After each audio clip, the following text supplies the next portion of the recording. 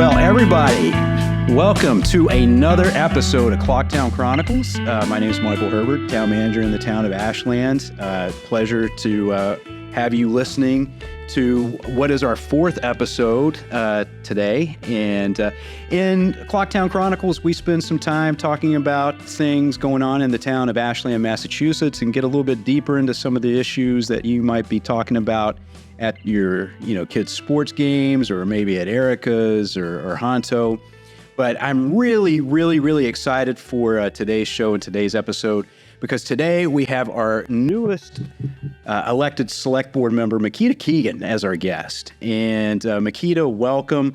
I can't wait to kind of get into our conversation and talk and learn a little bit more about you, and have our listeners learn a little bit more about you. But I've known Makeda for quite a few years now. We've done some work together closely over the last few, and I can just say it's just been a real pleasure getting to know you and, getting to know about you and your passions and everything. And I was just really, really excited when you said that you were going to announce that you were going to run for select board, because I just knew that you would add such an important element and important voice. But Makeda, welcome. And thanks for being on the show. This is great. Oh, thanks for having me, Michael. It's great to be here. Yeah. Perfect. So, I'll just dive right in. Being a select board member is a lot of work. It's a volunteer gig. A lot of people, I think it's like a paid gig, and it's not. I want to thank you for pointing that out, Michael. I think we're laughing about it, but one of the things that was kind of shocking to me when I was on the campaign trail, trying to get to know folks, introduce myself to folks in the community, I got a lot of questions about that. It's just like, well, why do you want to do it? You just want to get paid? I'm like, no, this is an unpaid volunteer position that I actually have to run for office. Yeah. So why did you want to do it? Why did you want to subject yourself to, late meetings every other Wednesday night and countless other hours of work? What inspired you to run? Yeah, before I make my first motion to go past 10 p.m. The infamous motion. The infamous motion to do that. So I mean, Michael, first off, I mean, it's been great being in Ashland. My hubby and I moved here back in 2003 because, quite frankly, we wanted to start a family, and he works a town over, and we were looking at other towns around, and quite frankly, nothing really had what Ashland had to offer on so many different levels. And so I've volunteered quite a bit in the community in a lot of different capacities. And I think part of the reason why I decided to throw my hat in the ring for a select board is because, I felt like it was time for me to volunteer a little bit more. We've got a lot of important issues coming up for this community. This community has been through a lot of change since I've been here. Yeah, for sure. Yeah, 20 years, for sure. Absolutely. Yeah. And I think we're on the precipice of seeing some more changes to come. Yeah. And the question is, how do we as a community, as neighbors, approach these changes? How can we make sure that we're doing what's in the best interest of all of us? Yeah. Part of the reason why I ran is because I wanted to add my voice to that, but also I wanted to make sure that folks who may feel that their voices haven't been heard get a voice. And one of the things that I was very adamant about when I ran, and I'm still doing this, is that, I want to see more civic engagement. I want to see more folks get involved in the town and let their voices be heard. Not even just like let their voices be heard, but actually, get in there and start volunteering and start creating the kind of community that they want to see. Right. So that was a big part of why I wanted to participate at this level. To encourage folks to do that, and just be one of those voices. Yeah, because I mean, you look at the trajectory of I would say most select board members, not just in Ashland, but in other towns that have that form of government, or this form of government. And usually, you have somebody who is a part of the finance committee, or they go, school committee first, and then, make a transition to select board. But, you wanted to run for select board. You've got some other board experience, which, we'll certainly get into a little bit more. But, you mentioned the changes, which I would agree, even in the last 10 years since I've been here, has been very, very significant. So I can imagine what it's been like in the last 20. But, I know this is a difficult question, but, what do you think has been the single biggest change that you have seen, or the change that's probably been the most impactful, or the one that's been the toughest to navigate?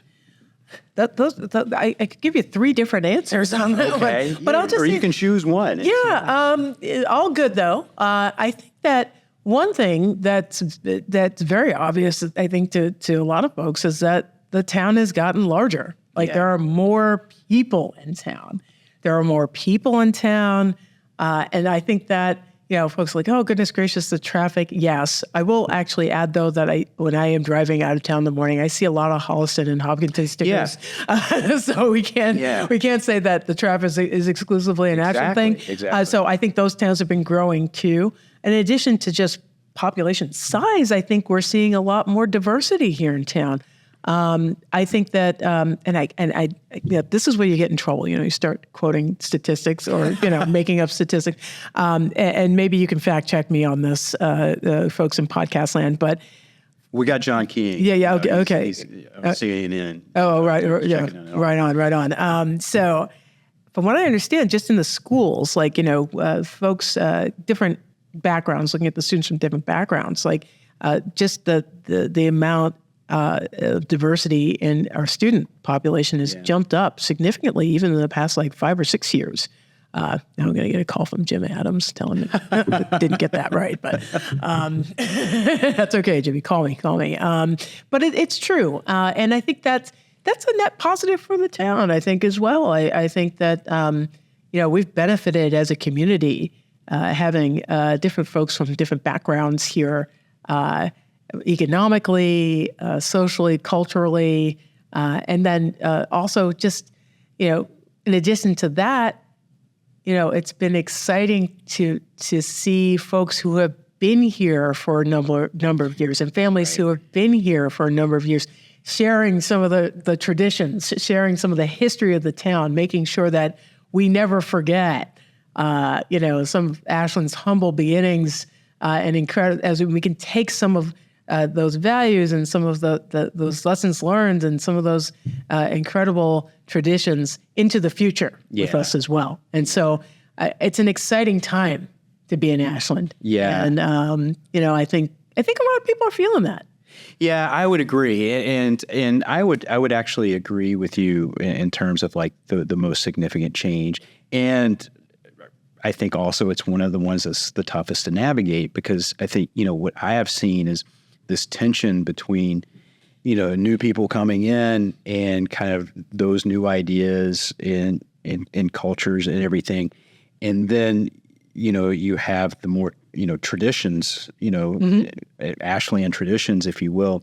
And, we do, unfortunately, we do have people that see kind of the differences in those, and sometimes really kind of highlight those and use those as leverage points. But there are a lot of people out there that see it, like you and I do, as an opportunity to grow, not in terms of size, but grow culturally and expand kind of our minds and our values, if you will. Absolutely. I think it's more than an opportunity. I think it's a strength. Yeah. I think, we've got traditions old and new, folks old and new. We're combining those. I mean, goodness gracious. I mean, you hear so much great stuff about folks from outside of town about how awesome Ashland is. And I think it's because we've got that great mix, and because, we're taking those differences head on, and we're having community conversations, and we're, and that's the other thing, Michael. I think that, I think there are different ways to sort of approach those sort of differences. And I have to say that, yeah, I don't want to make it, I don't want to sound too Pollyannish and say that like, oh, we all get along and everything's fine. But I have to give credit where credit is due to a lot of folks in the community, folks who are relatively new to the community, folks who have been in the community for their families have been here from the get-go, making the effort to listen and communicate with each other. Right. That is exceptional. Yeah. And I you love to see it. And more importantly, you want to encourage it and you want to support it. That's part of the other reason why I'm really excited to be in public life here in Ashland. So, so, public service is not foreign to you, even though this is, your first term on the select board. You've certainly served in different capacities in Ashland and in other ways. We've worked on the DEI task force together. You've been on the cable board. Your family is deep roots in public service. But, why don't you tell us a little bit more about your background and your public service work? Yeah, well, I mean, you kind of covered it there.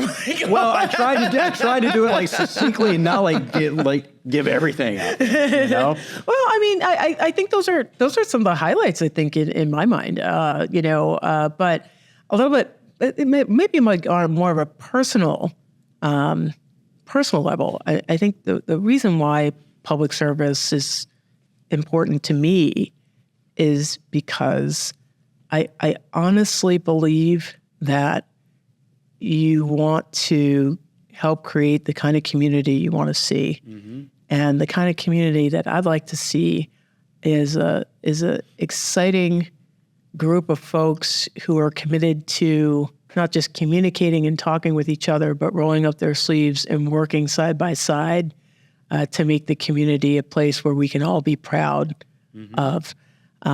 You mentioned that my family has been deep in public service for many years. And I think growing up the way I did with my parents, who were both part of the civil rights movement in the 50s and 60s and 70s, those are lived values. Yeah.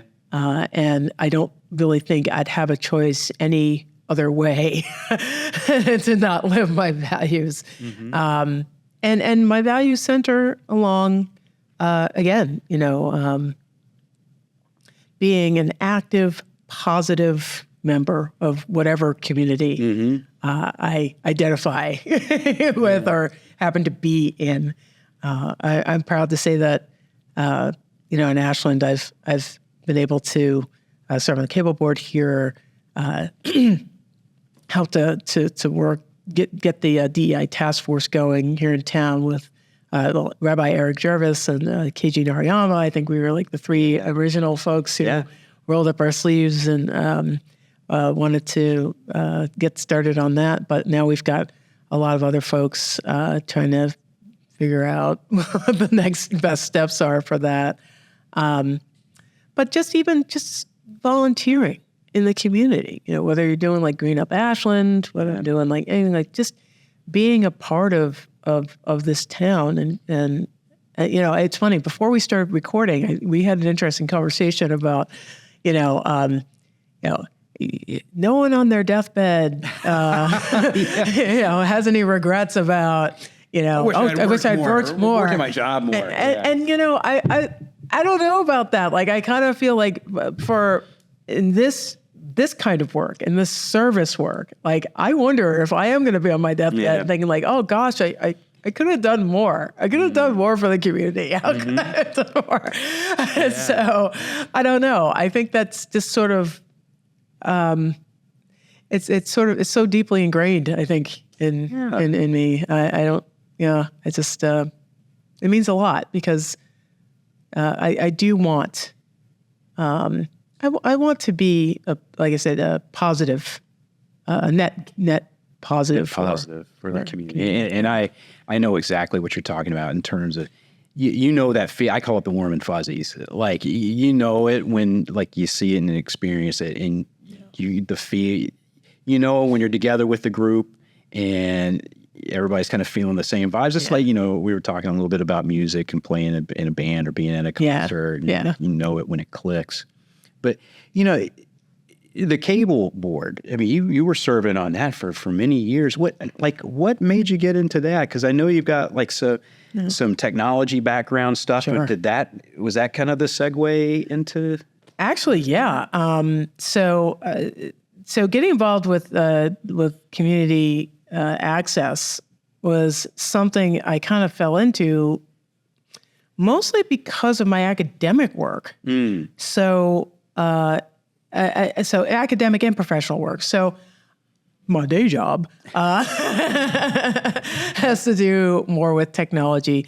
And I started in IT many years ago as sort of like a full front-end web person, Back in the stone ages of the web, kids, there was a time. Netscape Navigator. Oh yeah, Alta Vista, baby. For those of you who are oh my there. gosh, if you know, you know. Talk about the Wayback Machine on the web, for sure. You know, you know. So you'd end up building a server. You'd build the server. You're like a little redhead. You'd grow the wheat, you'd harvest it, you'd mill it, you'd bake the bread. Same thing. You'd build the server. You'd code the website. You'd do the graphics for it. You'd build the online forums, and you'd write the content. And so it was a great time to come up because, like for me, being kind of like a generalist in that regard, like you got a chance to learn a little bit about everything. But one of the big issues when the internet was new had to do with, who had the right to use the different pipe, like who had the right to have certain kinds of internet traffic. Okay. And that kind of evolved into that net neutrality piece. Okay. So the whole argument back in the day, and there was a big concern about this because this actually did occur. People were worried, as some of the cable providers, some of the ISPs, some of the internet providers, what if let's say I have cable company X and I have my own web server, but you wanted to use Google. Well, I don't want Google because that's going to compete with my ad revenue and that's going to compete. So I'm going to just kind of slow down or maybe block it altogether, maybe. Interesting. And then I'm going to put my web, Makeda's web server, which you all should be using. And that's a very simplified example. So like a Comcast. Yeah, exactly. Like I'm not naming names, but I'm keeping totally coincidental. Coincidental. So the worry was that different ISPs, whether it was Charter or Comcast or Verizon or whomever, could do that with the internet. And that's what the whole net neutrality argument is, like I said, very simplified, was about. And so this was a brand new public policy area that no one had really kind of discussed. Mm-hmm. But I mean, on the other hand, it was really sort of a continuation of,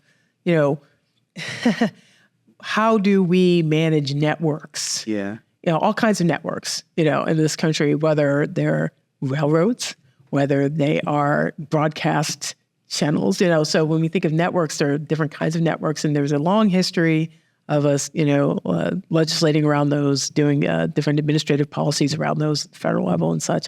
But nothing really, and this is, nothing really initially for the internet. So the net neutrality issue was of concern. And at that time, the internet was, I think, seen as a little bit more open. But we didn't. For some of our younger listeners, the iPhone was not a thing. Apps were not a thing. You had your computer, you had your web browsers. It was really kind of the Wild Wild West in some ways. So there's a lot of interest in saying, I want to make sure I want to get the information I want to get. So how can we ensure that? So that was a policy area that really fascinated me. And so by extension, telecommunications policy was something I took an interest in. And so I ended up writing my dissertation about some of the policy dynamics around net neutrality in Congress around that time. But I had also been involved on a state level doing some work around telecommunications policy having to do with cable as well as internet. And so being involved in community access was kind of very nicely dovetailed. Wow, yeah. Some of the research that I had been doing around the internet. Yeah. So yeah, I mean, we could probably bore your listeners around some of the policy dynamics around broadcast and yeah, it's one of those things like you never think about, and like what you kind of call it like the wild west at the time, and then how that interfaces with an institution like WACA, which has such a deep and meaningful and important public service role. It does. Like, it's just one of those things people don't think about until you think about it, right? It's true. And I think that community access and WACA-TV provide a very needed resource, especially nowadays, because as you know, local news, whether you're talking about newspapers, especially newspapers, I think, you're just not getting the kind of coverage that you used to. Stations like resources like WACA, community access, fills that void. Yeah. And the amazing thing about it, Michael, is that, we've got, obviously some great professional folks that work for the station, but a lot of the content at the station and a lot of that's again, no one's getting paid for that. Right. No one's getting a salary for that. These are people who want to make sure that our community stays well informed, and so you've got that public access piece, and you also have the fact that they televise our government meetings, so any citizen can see exactly what those terrible people on select board are up to at any given time. They can see for themselves. They don't have to depend on Facebook or people's interpretations. That's right. Facebook. But they right do to the source. They do broadcast live on Facebook. True. That's a good point. Yeah. And YouTube as well. So they also but that's an excellent point. So it's not just on coming off your cable box. They also make it accessible for the internet. That is such a valuable public service. Not to mention all of the things that they do for high school sports and bringing all this community-based programming that they do. I think there's a real danger in a lot of that going away, and for various reasons. But it's nice to see that in Ashland people appreciate that community resource. I think very much so. You can watch it, but you have to understand you need the context. As well. So I think that goes hand in hand. I think again, it's a little bit of civics, it's a little bit of media literacy, so you can understand when you see some of those interpretations on social media. What are some of the questions you can ask to ensure that whatever resource you're looking at is a reputable one. Newspapers and TV, whether you're on the right or the left or the middle, they all have their bias and their slant, but more reputable news organizations, no matter what their ideological slant, will always have someone at least fact checking. Exactly. I think, and even growing up pre-internet, I was always taught to read a wide range of newspapers, and I still do. I have a lot of friends on the right and the left are like, oh my gosh, why do you read the New York Times all the time? Why do you read the Wall Street Journal? Why do you read? Because it's important to get all of those viewpoints. The different ones. And then you can sort of, kind of make up your own mind about, where you stand. Right.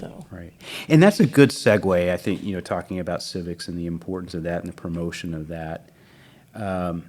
I think it's a good segue into talking about maybe some of the things that you want to do as a select board member. Like, what are some of the policy objectives that you have and some of the initiatives that you'd like to move forward or things that you'd want to accomplish?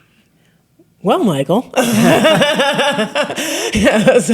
this is the part of the podcast that I get in trouble because I'm going to list off a whole bunch of things that I'm saying I'm going to do, and then a few years from now, when I may or may not get all of that done, someone's going to play this tape back and say, "Oh, Keegan, see, you didn't do it." So I'm not going to remain delightfully uncommittal, but what I'll say though, in all seriousness, is that there are a couple of broad broad areas I'd like to work on while I'm at that desk. And one of them, like I said earlier, was more civic engagement, specifically with everyone, but specifically with youth. This is something that I'd like to see. Getting back to the civics piece, it's really difficult, I think, as adults sometimes for us to understand how government works. Yeah. But it's going to be a lot harder if that's not something that you're exposed to from a young age. Understanding that it's your government. One thing that kind of drives me a little batty sometimes is that people speak of the government like it's not them or it's not theirs. Right, like it's this external force. Exactly, Yeah. and especially at the local level.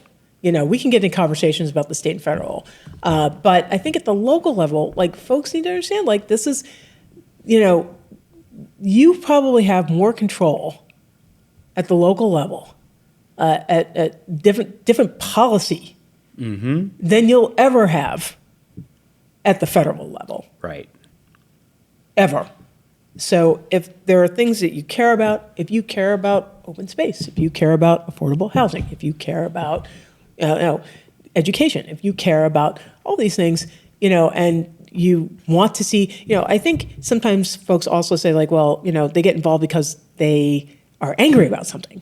I'd like to see more people be more proactive and say like, well, there are a lot of really positive things that we could do, or there's some things that we could make better. Right. How can we work together to do that? Right. That's the kind of community action I'd like to see. Yeah. And I think there's a lot of folks here in town who are already doing this, and I want to actually acknowledge them and thank them for making those efforts, because thanks to their efforts, Ashland is the kind of community that we're enjoying right now. Yeah. But I think that there are so many other folks who may feel a little disenfranchised just generally, who don't feel like they can make a positive difference. And I want to make sure that folks know that they can do that. And I want to make sure that I can provide the information or pathways for folks to get more involved, to make those sort of positive changes or improve upon some of the great things that we already have going on in town. Economic development is a big issue for me as well. I think the town has been making incredible strides there, but I think we need to support all of our businesses. I'm a big fan of small business for a lot of reasons. The local small businesses can really, drive the fortunes of a town. I think we're, like I said, the town has been doing a lot of great things around that. I would love to see more. Yeah, small businesses, I mean, they're the ones that support, your local sports teams. Absolutely. They're the ones that, I hate to single out a business because, to single out one, it means you're leaving out some of the others that have done some great work. But, I think of one of our newer businesses, Sub-Zero Ice Cream. And, I've just seen them out, in the community, doing different things, helping the kids, showing, their special way of making ice cream. It's pretty cool. No pun intended. Oh, nice one. I see what you did there. But and we have a lot of long-standing businesses as well that have just really helped build this town. Exactly. I mean, you can shout some of those out too. And then we've got some of these startups that have launched at or around a corner spot and farmers market. Totally. I'm thinking like Cinti's Kitchen. I'm thinking about a whole bunch of other really great local businesses that, folks who are getting their start here, Ashland business owners or people who are conducting business in Ashland. Again, I think that the town has been doing a great job. I would love to see more because I want to make sure that folks understand that Ashland is open for business. And it's important. People need to support those businesses. Absolutely. Absolutely. And I see a lot of talk, and I hear a lot of talk about, we need to bring more businesses and bring more businesses in. Well, and the town certainly plays a role and can play a role in that. But at the end of the day, a business, for it to stay open, for it, first of all, to move here and make that investment here, they have to feel like they're going to be able to make money and make a living. And they need to be supported by customers, and So yeah, I'd love to see some more robust support, just town-wide, for some of our businesses that do, the long-standing ones and new ones that decide to take a chance and put in some of their own personal capital. Absolutely. In a lot of ways to make this happen. Absolutely, yeah. There are a lot of other issues that I care very deeply about. I think one of the things that folks move to Ashland for or appreciate about Ashland, and I just took advantage of some of this weekend with my kiddo. Yeah. Is some of our great open space and my goodness gracious, like we got a town forest. Yes, we have our state parks as well. We got the Hopkins and Ashland State Parks. So we got town forest. We got Warren Woods. We've got so many great, beautiful, natural places here, and you don't have to jump in your car and drive for an hour to experience it. It's just right there. It's right in your backyard. It's literally in some people's backyards. But I mean, what an incredible resource that is. I think as a town, we definitely want to make sure that we're preserving those resources and improving upon those resources. With all the work on the trails and the Upper Charles Trail and Charles Trail, and I mean, Michael, I gotta say, I've been very fortunate to be able to travel to many different places in the United States, just professionally and otherwise. And I mean, Ashland's pretty awesome. It's a pretty special place. It's a pretty special place, Yeah, it totally is. And for a lot of the reasons we talked about, but especially with some of that nature. Yeah, and it's I'm obviously just in my role, I make sure that our staff is supported, and we have a wonderful staff that does some great things. But some of these open space resources you're talking about, like the town forest, really, really driven kind of by volunteers. I mean, DPW provides some support to the town forest committee, but it's really the town forest committee that's doing a ton of work. Same thing with like Warren Woods, really Carl Hackinson and Greg Wands, and others as well. I don't want to dismiss them, but they basically keep that place maintained, and people I don't think understand how much hard work that is. That's a ton of work. It's like labor. Yeah, no, it's backbreaking work. Yeah. Anyone who's ever been a member of or has participated in the AMC or Long Trail sort of it's that. That's what it is. It's and getting back, we make almost like a full circle back to volunteerism. This town is powered by volunteers. And we're very fortunate to have so many folks who are so active, and I'd like to see more. Yeah, for sure. Yeah. So, Makeda, you talked about traveling and everything a little bit, and we're kind of running up on the end of time, but and I know one of the reasons you travel is to see music. And we were talking, we're both music heads. Yeah. And I think it's been great to connect with you on that level. Yeah. Just explain to me a little bit explain to our listeners, I guess, a little bit, the way you explained to me just the importance of music to you. I know this is kind of off topic, but I can see some. I can definitely see some parallels with local government. Oh, absolutely, absolutely. And well, first off, I definitely music is such a key part of my existence. I'm just going to put it out there. I wish I could say that. I wish I could say I was a multi-instrumentalist and that I sing, and I do not do any of those things. Although I am teaching myself a little bit of this, that, and the other thing, and taking some lessons. And maybe in a couple of years when we come back, I'll be able to say more about. We'll do like a live at Daryl's house type of show. We'll be playing the bass. Yeah, well, it's funny you talk about jamming because I think there are a lot of parallels between music, especially being in a band. Learning. One of the things that I'm learning to do right now is learning how to listen in an ensemble situation, in a band situation.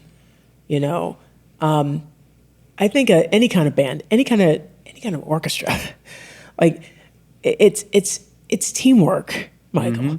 Mm-hmm. It's learning how not just to listen, but to pick up and run and innovate with whatever piece you're doing. I'm thinking specifically of a genre. I'm thinking of jazz specifically. Yeah. When you've got folks who someone's playing their interpretation, and then like somebody else comes in, picks that up. And so there's a handoff. There's some innovation. There's continuity. Yeah. And I feel like any kind of team situation is like that. Learning how to listen, but also pulling your weight, rolling up your sleeves and getting stuff done, and doing it harmoniously, not being afraid to get new folks in, get new ideas in, but keeping that song something that everyone can access and appreciate. Yeah. I think there are a lot of similarities between that. I think it's ultimately teamwork. Yeah. For sure. I could say the same thing about sports. Which is why I think, the more kids who are involved in music and sports, the better, as far as I'm concerned. Whether you're talking about public life or going out in a company and being a part of a team that way. Learn a lot of lessons that way. You really do. But getting back to the non-serious part of that, music is awesome, and I try to listen to a lot of it. So if folks are listening to the podcast, who are you listening to now? Who am I listening to now? So, oh my gosh! People sometimes realize, well, who's your favorite artist? And I'm like, it really depends. Because I go through different phases, and I know you do too. But who are you listening to now? Yeah, me too. Yeah, I do go through my phases. So let's see. I'm listening to some older stuff. I listening to the late great Wayne Shorter, who passed away last year. Just one of my favorite musicians of all time. And it's funny because I didn't really appreciate him until maybe about a few years ago. Not in the way that I feel like I appreciate him now. I should probably talk about some more contemporary stuff as well. Oh, I really enjoyed Boy Genius, Phoebe Bridgers, and that super group. Okay. I got a chance to see them last year at alternative music thing here in Boston. It was great. I'm also listening to some of my older 80s records. That's right totally now. fine. That's cool. What's really cool is when you're a kid, and mine just turned 15, and I know you've got a younger kid too, is when they know the 80s music. And you're like, how do you know this? And you're like, you realize, oh, it's timeless. Yeah. We grew up in a timeless period, Makeda, music-wise. Absolutely. Although I will say that, I really enjoyed 90s music quite a bit. Yeah. I have to say, if you pick a decade, during your formative years, and I'd say there's so much great stuff exploding on the scene in the 90s. I still listen to a lot of that stuff too. I was actually just listening to some Mary J. Blige on the way over here, actually. Yeah. So, old school. But yeah, and oh goodness gracious, that, and speaking of older stuff, I was also listening to a little Soundgarden too the other day. Yeah. Yeah. Oh my goodness. Yeah. They were just such a great band, but oh gosh, Chris Cornell. What an incredible. Rest his soul. My goodness, vocalist. what an incredible one of the best, in my opinion, top 5 male vocalists, rock vocalists of all time. I would agree. Those pipes, man. I would agree. Incredible. But yeah, I mean, goodness gracious, I'm trying to think who else have I seen? But yes, just a lot of I like the pop stuff. Yeah. I know that. Watch me lose some votes here. I like. You might gain some too. I don't know, but listening to Justin Bieber and his, and all those guys, the kids on the radio, the Kiss 108 stuff. I know Bieber's a little old, but nowadays, but Jungkook from and all the K-pop stuff is amazing. Yeah. It just makes you feel so good. It's really great musicianship, really great vocal talent, entertainment. Those kids are great.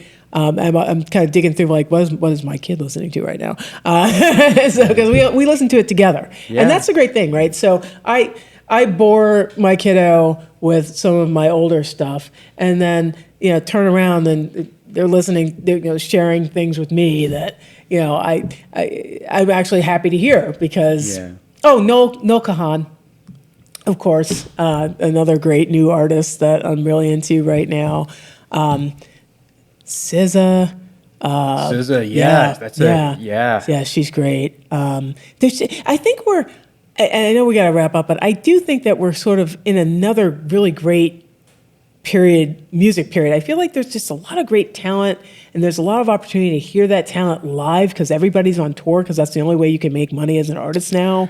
It's changed so much. We need to talk about that. Wow. But you can, the upside of that as a consumer is that you can see your favorite artists a little bit easier than it was before, because they're that's the only way they can really make money right now. They're going to go out on tour. So, and on the flip side, it's so much easier to like get your music out there now with like YouTube and stuff. I mean, when I was a kid and something I wanted to do professionally, I mean, your hope was, you got like a record label that would be interested in you and sign you, and you'd cut a record and go out on tour and support it. And nowadays, I mean, you can mix it at home and put it out on YouTube, and you got a great it's just like you said, the opportunity it's in amazing. Exposures is crazy. I don't know, maybe I'll practice my instrument. Who knows? Maybe we'll be talking about my SoundCloud. You never know. You never know. You never know, folks. You never know.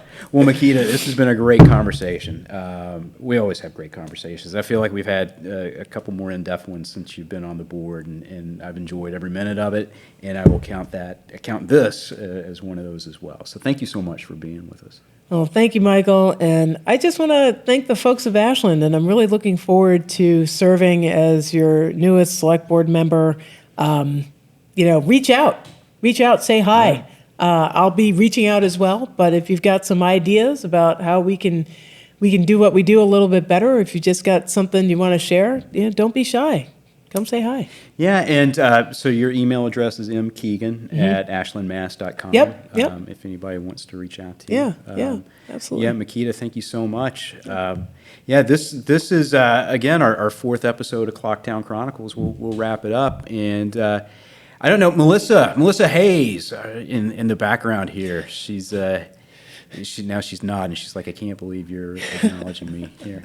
Did we get any emails recently on our email address asking you questions? Yeah. If you have any questions, or if you have any suggestions for topics you want to have covered on Clocktown Chronicles, just email us at clocktownchronicles@ashlandmass.com, and we'll be sure to read that and pick that up and respond. And again, look forward to talking with people and talking about issues that are really relevant to Ashland, Massachusetts today. So I want to thank all of our listeners today, and actually not today, but whoever, anytime you're listening to this, thank you for listening, and thank you for supporting the town and supporting us. And Makeda, thank you again. It's been a pleasure. Thanks, Michael. All right. So again, Michael Herbert, Town Manager. Look forward to seeing you around at different events, and we'll catch you on the next episode. Thank you.